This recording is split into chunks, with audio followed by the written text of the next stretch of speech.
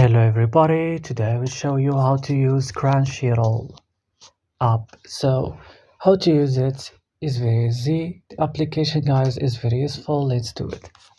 So after downloading the app Crunchyroll and creating your account, when you open Crunchyroll, it will open directly on the home page. Here you will find this tab. You can find your home page, also your list.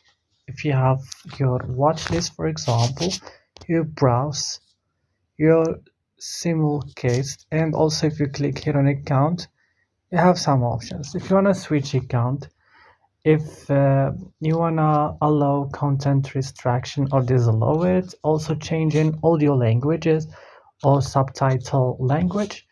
Also, if you want to join membership with Crunchyroll, if you want to verify your email, if you want to delete your account, also you can change your name of your account from here. Then if I back right now, if you want to watch like a series or anime, everything here on Crunchyroll, just come here on homepage, search for the anime or the series that you want to watch, and when you find it, just click on it, for example like this, and click here, and then the video will open directly.